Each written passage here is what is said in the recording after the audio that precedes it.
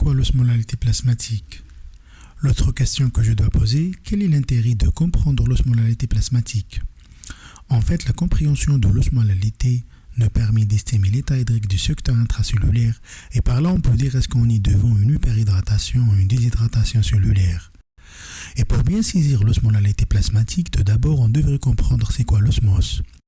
Le phénomène d'osmose est un principe naturel. Si on ramène par exemple deux solutions aqueuses ayant une concentration différente et on les sépare par une membrane semi-perméable qui laisse passer le solvant, dans notre cas le solvant c'est l'eau, la différence de concentration entre les deux solutions aqueuses provoque une différence de pression osmotique et cela va engendrer un déplacement du solvant à travers la membrane du milieu le moins concentré vers le milieu le plus concentré. Il est important de comprendre que le solvant diffuse dans les deux sens, mais le flux le plus important, donc le flux né, a lieu vers la solution la plus concentrée, ce que la dilue. Ce phénomène s'arrête lorsque les deux liquides séparés par la membrane ont atteint la même concentration. On parle alors de milieu isotonique. Une substance osmotiquement active, c'est-à-dire une molécule qui a la capacité d'attirer l'eau à travers une membrane semi-perméable.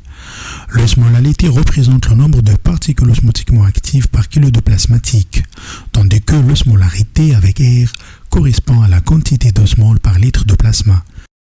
L'osmolalité plasmatique est égale à la natrémie fois 2 plus la valeur de glycémie en millimoles par litre, sachant que 1 g de glucose égale 5,5 millimoles. La natrémie normale varie entre 135 et 145 millimoles par litre.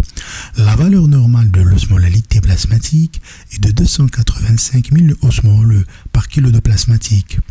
Il faut savoir que cette formule évalue l'osmolalité efficace, l'urine n'est pas prise en compte du fait de son libre passage à travers les membranes cellulaires, donc elle augmente l'osmolalité sans entraîner de mouvement d'eau.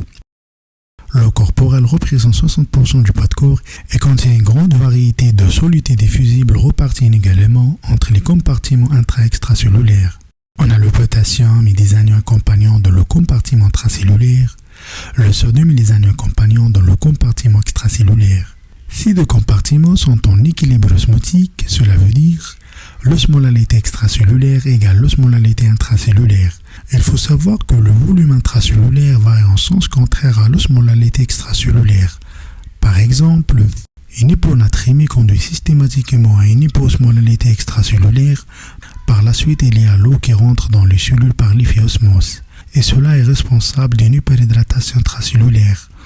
En cas d'hypernatrémie, on aura exactement l'inverse, c'est une déshydratation cellulaire. Comme nous ingérons des quantités et des types d'aliments très variables et des fluides par intermittence, une régulation très efficace est nécessaire pour maintenir sensiblement constante l'osmolalité plasmatique entre 282 et 298 milliosmoles par kilo d'eau. Cette régulation se fait essentiellement par l'adaptation de l'excrétion hydrique rénale en réponse aux variations de l'hormone antidiurétique dans le plasma. En fait, l'ADH, c'est une hormone antidiurétique synthétisée dans l'hypothalamus, stockée et sécrétée par la post-hypophyse, elle agit au niveau du tube collecteur en stimulant la réabsorption rénale de l'eau libre.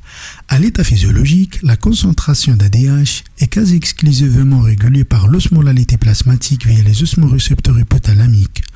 Quand l'osmolalité plasmatique augmente, il y aura une sécrétion de l'ADH et quand elle baisse, il y aura une inhibition de la sécrétion d'ADH.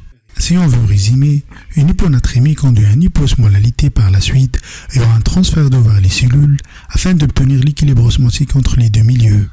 Et cela se traduit par une hyperhydratation intracellulaire. En cas d'hypernatrémie, donc une hyperosmolalité, l'eau sort de la cellule pour rejoindre le milieu extracellulaire et cela entraîne une déshydratation intracellulaire.